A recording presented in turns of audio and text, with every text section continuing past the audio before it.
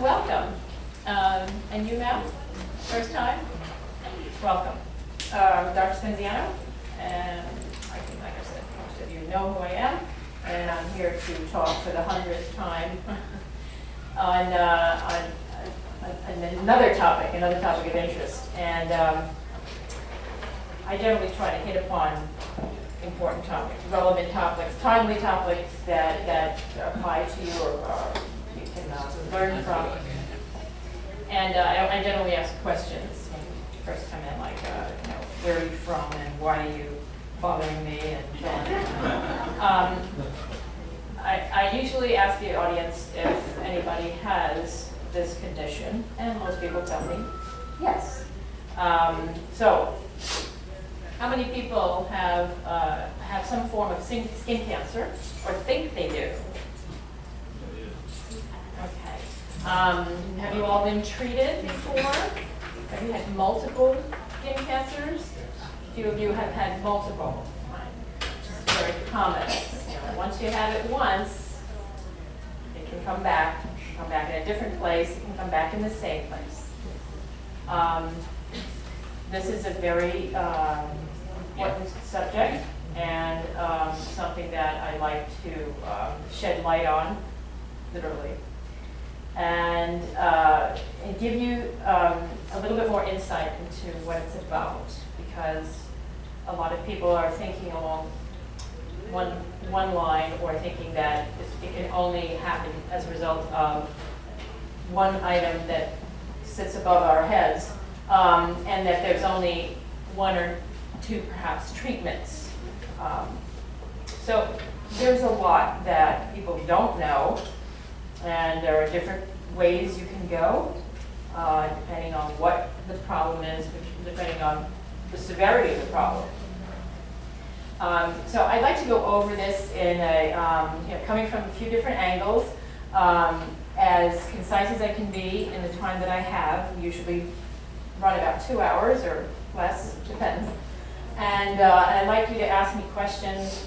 I don't want to be the only one talking. I like if you would speak with me, tell me of your experiences, comments, and criticisms, whatever you want to throw at me. I'm ready. And so it's it's a very important topic, and the physiology, anatomy, and so forth, as I usually say, I can't go into every little item, but I will touch upon things that you probably be able to understand, digest. I'm not going to get into every skin layer. I'm not going to talk about the process step by step, but I'm going to hit upon things that you may not be aware of, and I think that's most important. So highlighting certain things that you're not aware of, that you can have, that can offer you a better understanding of why it happens. Because a lot of people think that it just pops out because they were sunbathing or tanning in a tanning bed for years, and okay, now I'm all of a sudden coming out with all these cancers. There's more to the story, and it's not always a result of those things. So, I'm going to get my clicker. All right, so there are a lot of misconceptions. Yes, there are a lot of misconceptions, and the concept of vitamin D, or the subject of vitamin D, has been a very popular and very exciting topic. And we'll talk about that as we go along. If I can get this thing to work, it'll help. Okay, so I have a listing, and we'll try to go through it one by one.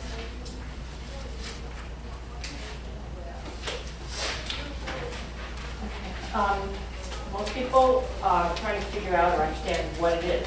What is cancer? Cancer basically behaves in the same way in all types. Okay? I'm talking cancer from skin to stomach, to gallbladder, to pancreatic, to ovarian. It's an uncontrolled growth of cells. And that happens at certain times and under certain conditions. And for some people, they'll never see it, or there might be something that grows to a small extent, and it's contained, and you never really know you had it. Some cancers regress on their own. Why is that? Because the body is an amazing entity, and that it can repair itself, right? You don't have to think about your body repairing some little problem. It just happens, right? You have a stomach ache, you have a headache, your toe bothers you, your back bothers you. Usually, under normal circumstances and without any serious conditions, these things repair themselves. Things can happen in this realm as well. In the arena of skin problems, skin disease, you can develop a wart, or you can develop something on your skin that somehow disappears on its own. Why does that happen? Because the body is equipped to take care of it. The body is not always equipped, and it's not always in the best of shape, and there are a lot of reasons for that, but it has an amazing ability to usually contain and hold and or discard things that don't belong in it. And if something doesn't belong in it and it can't exactly get rid of it, it's going to do its utmost to hold it into one little ball or one little area. And the most obvious of that, or the perfect example of that, is on the skin. So that the body, in the situation of a mole, a dysplastic mole, that is something that's not quite benign, it's starting to turn into something else, or a cancer, is usually an area of about ½ inch to an inch that develops. It's usually circular. The body's trying to hold it in that little area and not let it break from that area. So you can have something that sits on the skin, and I have a number of them, as you can see. Some of you can see from closer up. I have little nevi, or moles, that are pigmented, reflecting my heritage. Okay, I don't come from Norway. I don't come from northern parts, Northern Europe, where skin color and hair color and eye color are different, lighter. But I have dark moles, and they are benign.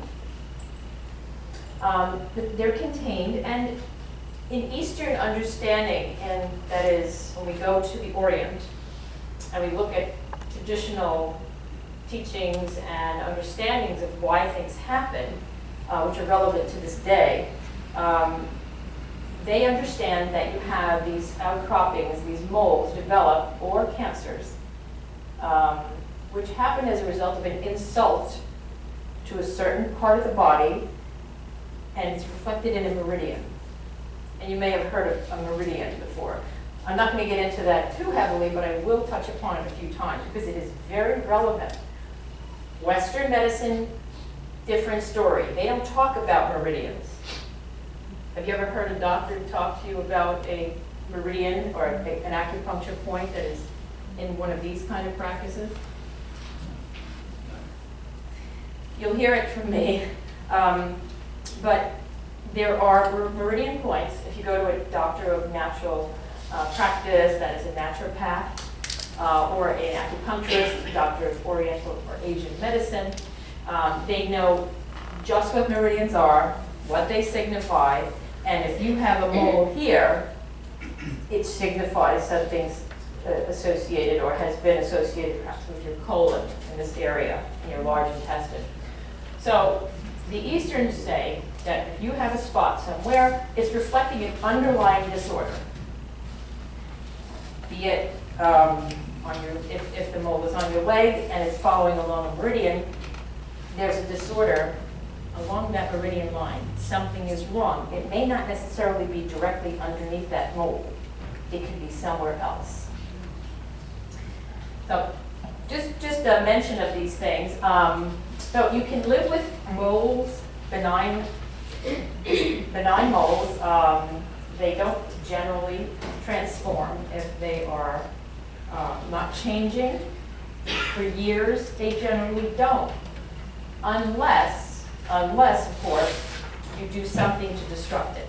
You do something to disrupt that little area. So you can disrupt that mole and turn it into something angry. I'll tell you what that means in a bit. But the body normally repairs things internally if everything is intact, if your immune system is intact. You have all the cell machinery, and you have trillions and trillions of cells that are going to work all the time for you. You don't have to think at all about what your body's doing, it's just doing it. It's just repairing. It's repairing constantly. So everything that comes in, that you breathe in, that you eat, that you drink, that you put on your skin, that you're exposed to, the body is taking in, and if it's not good for the body, well, guess what? It's going to be discarded. So there is a mechanism that's ongoing, constant, that is in a repair mechanism that needs to be intact for you to not have cancer. Okay, so I just want to make that clear that we have these protective little conductors in our cells, in our bodies. Whoop.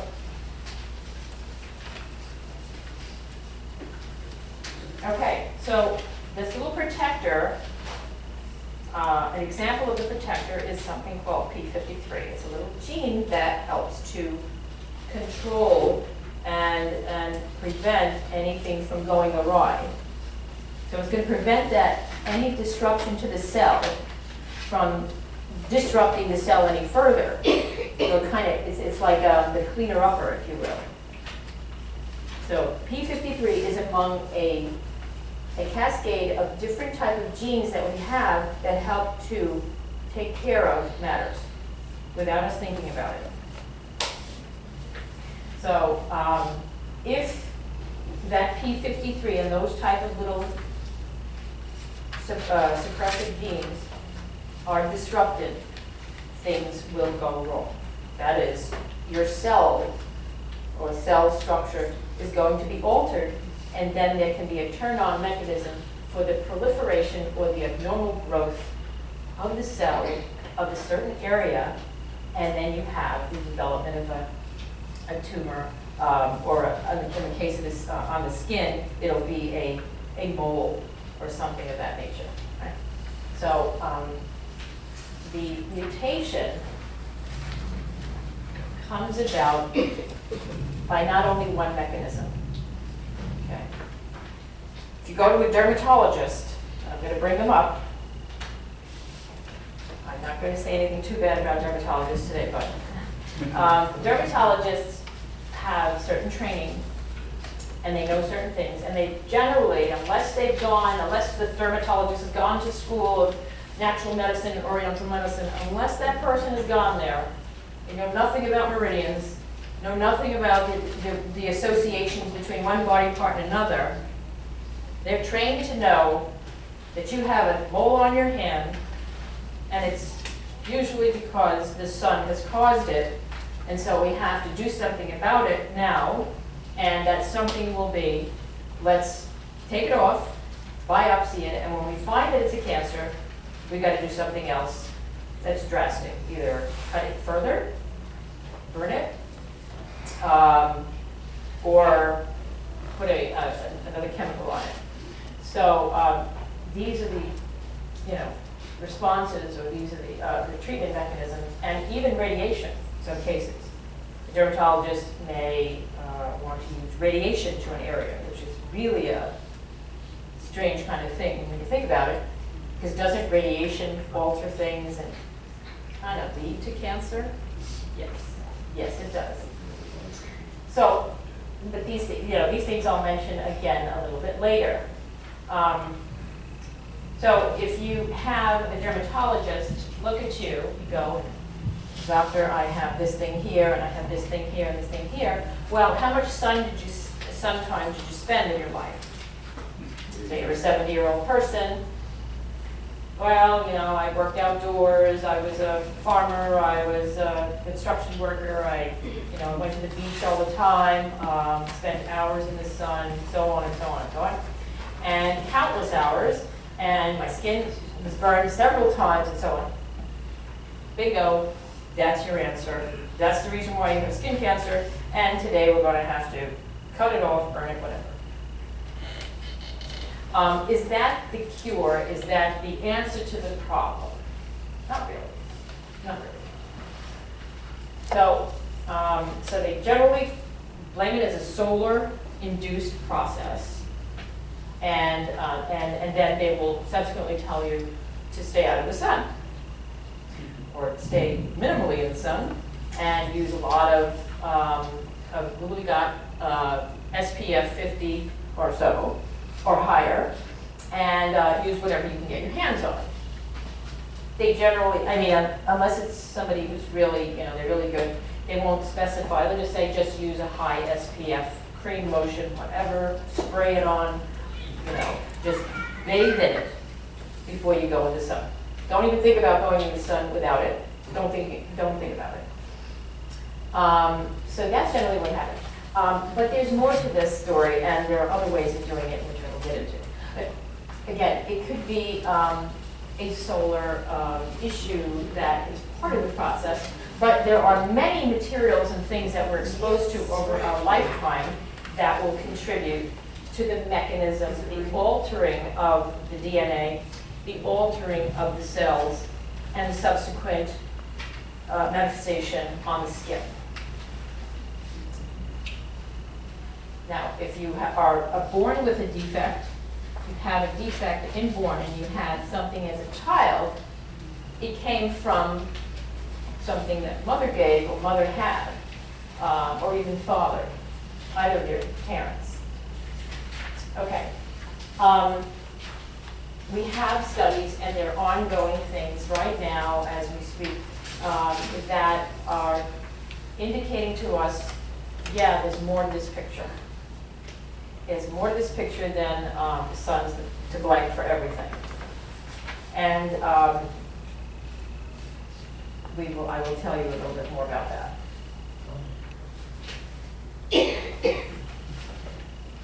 Okay, so like I said, it's not just that, you know, every moment we're out in the sun, that we're exposing ourselves and we're at risk for cancer.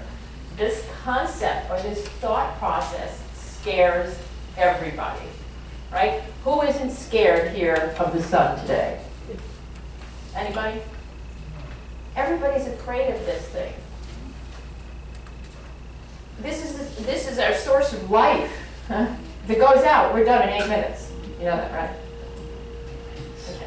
So if we keep looking at the sun as the enemy, you know, I got to block it out completely. We're doing ourselves an injustice, right? For many reasons. So the sun is our source of life, but there have been so many things that we have done that, God bless the industries, industrial, chemical use, fumes, so on and so forth, all those things that fly in the air every day, not the birds. All of gases emitted, all of these things that have gone up into the atmosphere, the stratosphere, have disrupted that lovely layer that has protected us for many years, and we all know it as Ozone layer. the ozone layer, which helps filter out very destructive rays. The sun is, I mean, if you get anywhere near, you know, within inches of the sun, you're finished, right? No, you only need to be a few million miles from the sun. You're done. You're dust. How many miles are we from the sun? Anybody know? 93 million miles away. Can you think of 93 million miles? Can't even conceive of it, right? Okay, so if we're, you know, if we're another million miles closer, we're finished. We can't go beyond. Yeah. The atmosphere, Earth's atmosphere, that's it. You know, you guys flying around in the spaceships and all that, they have to be completely protected. So we can only go so far. The sun, in all its distance, is so powerful, and it emits so much life from it, so much energy. If we can measure the energy of the sun, I'm sure a few people have done that. it's something that you can't even imagine, okay? The energy of the sun is enough to probably make several worlds, okay? And we're taking a little bit of that sun energy every day in our lives, in our own little personal lives. We take a little piece of the sun. Without it, we really won't be able to live. We need that sun. But that ozone layer is very important, and it's been declining and decreasing, whichever word you want to use, for many years because of industry. And scientists have studied it through satellite measurements and so forth. It used to be more robust so that it would filter those powerful rays. And we have UVA, UVB, and UVC, right? Those are ultraviolet A, B, and C. Don't forget your ABC. Whatever you do, just don't forget them. UVA is constantly being emitted. And it's the one that penetrates deeply into the skin. So it will go down into the subcutaneous tissue. So just say your skin is that thick, but it's not. I'm just exaggerating it. It goes down to this layer, which is the deep layer, right? The UVB light emission, the rays, are a different wavelength. They are more intense than the actual A's, more intense, but they don't go as deep. So they go, instead of here, they're about here. They still can be a little rough on your skin if you're there too long in the sun. And then there's the UVC, which we generally don't feel. That is the most dangerous ray, and we would die if we really had UVC rays into our lives. The sun's, the sun is so intense at the UVC level, the ozone layer is able to block it so far. So far, the ozone layer has been holding out enough to keep those UVC rays out. But UVA and B are constantly in our presence, although UVB does come out more intensely between the hours of 10 and 2. About 10 a.m. to 2 p.m. Keep that in mind, okay, because UVB is a very important ray, and you're probably thinking that it's the worst and we shouldn't be out between 10 and 2, and we've been told by everybody, the dermatologist, so on, that we cannot spend time in the sun between those hours, and I'll tell you why that's wrong. Okay, looking at the studies, reviewing the literature, looking at what people have been seeing and studying people's and the skin cancers that are developing around the world, there are certain things that seem to be holding pretty true. We are told, we are warned to be careful with the sun rays. Rightly so. We really need to. You just don't sit out in the sun and think that everything's going to be hunky-dory if you think that you're going to stay there without any covering, without any shading. So if you're an outside worker, you're doing athletics, whatever you're staying outside, you need to have some protection. And during certain hours, it is advisable between 10 to 3 to be covered appropriately, but to get some of that ray without coverage, okay? Because those UVB rays are not, at this point, are not known to be causing all the damage that was originally thought. All right, so we have to be careful. We're not out there to sunbathe. If you've done it, you've done it. It's over. You can't do it anymore. The UV rays will contribute to the alteration or mutation of those suppressor genes. As I said before, this is an important thing, and this is a fact. So it will cause a change in that gene, which then leads to the secretion or the release of this very important substance called interleukin-10. that in itself causes this cancer that can be in that mole area starting to develop, to move and to start growing more and more. So that's why we want to be careful with exposures. As I said before, the ozone layer is diminished. If we keep on pushing that ozone layer, to the point of its non-existence, I think we're all going to be incinerated, literally. There's a treaty that was signed, I believe in 1996, that had the U.S., Canada, and Norway all agree upon having chlorocarbons replaced by hydrocarbons, because there's certain chemicals in industrial arenas which were emitting all these chlorocarbons, which was ruining the ozone layer. So we've reduced all that. There is a ban on use of these chemicals, and now we have hydrocarbons which do not hurt the ozone layer. That was not agreed upon in European countries, so they are still doing their thing, but we've seen a slowing of the ozone diminution, according to the literature, according to what is being told now. And the other important thing is there are other factors that are coming into play here. Because when we look at different countries, people migrating and people from different areas of the world, we're seeing different things happening. So it's not so predictable, and there are places where people are getting a lot of sun and are not developing the skin cancer that you would expect.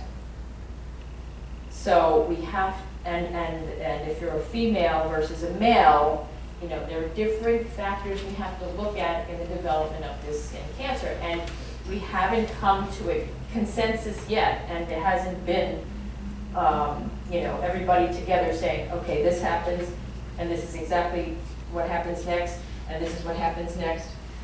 There is variability, and that we have to take into consideration here. So that just because you're, fair-skinned, it doesn't mean that you're going to develop skin cancer. Just because you're a black person, it doesn't mean that you won't develop skin cancer. So we have a lot of variability. Now again, I go back to that little P53 thing. I think we're all going to go home talking about P53, I'm sure. But we have, in Caucasians, the P53 gene is altered in greater than 50% of basal cell carcinoma. So that in most cases of basal cell, we have that defect going on. The Japanese and the Koreans, however, they don't have so much of that mutation going on. Why not? We still don't know. The fact is, there's less. And do these people have any less sun exposure? Oh, how many Chinese people that, if they're working in rice paddies, or the people out in the fields, when you see China, you usually see people either out in the fields or they're all working, selling food, right, or making Chinese food. Something interesting here. In Caucasians, what's happening? Why is this happening? And again, it's still raising questions. Yes? I just check the people you're talking about, don't they usually go around with long sleeves and always covered up? Long sleeves? No. Traditional Japanese, yes, but we've come a long way from the traditional. Now, traditionally, yes, you have elders and seniors who will be covering appropriately. In other countries where the sun shines very brightly, they will be covering. Senior members are traditionally, yes, you will have that kind of thing, but that's not applicable now. Everything's changed quite a bit. So if you look at Japanese, in general, their society is very much looking like ours. So people are unclothed, partially clothed, so there's a lot of difference now. Now, we have melanoma in the US versus China. This is interesting information. In the US, the rate of melanoma is 64%, 64% greater than that of China. That's a lot. That's a big difference. In females, it's about 54% greater. So that in this country, if you have 100 people, you have about 60 people out of 100 has been developed. And in China, it's a lot different. Okay, so what's going on here? The sun is shining in both places. So what are we talking about? Yes? Because the Chinese or the Asian, they don't like going out in the sun because it's damage their skin. That's what we know about. But the thing is, Teresa, they are in the sun. You cannot escape the sun. When you're outdoors, you know, the people outdoors, they'll have their little hats on, as they should. An umbrella. They'll have their umbrellas on. The sun is still there. It's reflected off of everything. You cannot get a no sun deal unless you're inside a black room. Even if you have windows, you have sunlight that'll come through. I think it's a small. The smog, yeah, that's protecting them.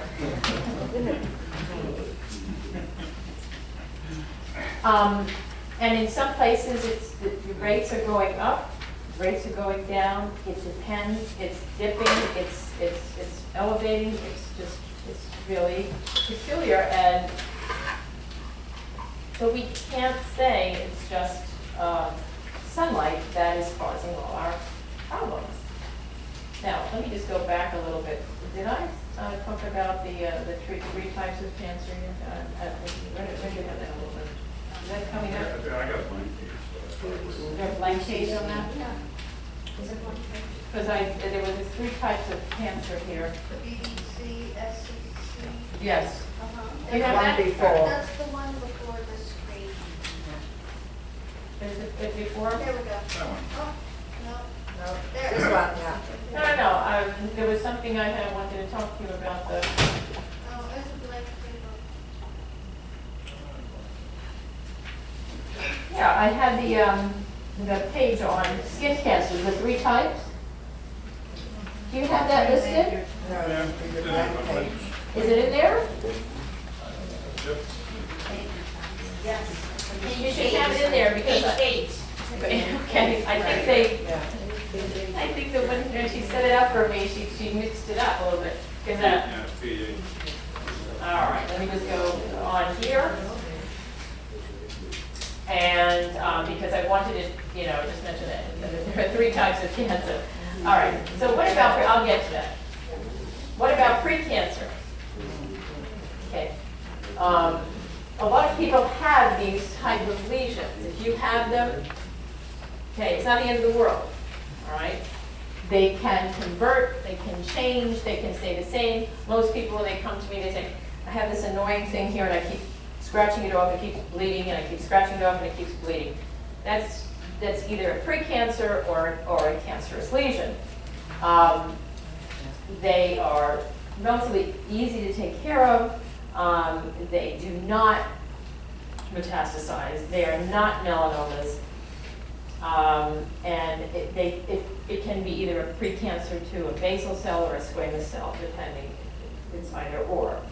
So they are generally not anything to get excited about. A lot of people have several of them on their bodies and often just let them be. But if you're insisting on having it off, and we can talk about it, it is removed. So do not get too excited if you see one of those. Okay. Benign moles, common moles are common, and many people have them. Darkly pigmented skin or olive skin like mine will usually have a bit more in terms of darker pigmented mold.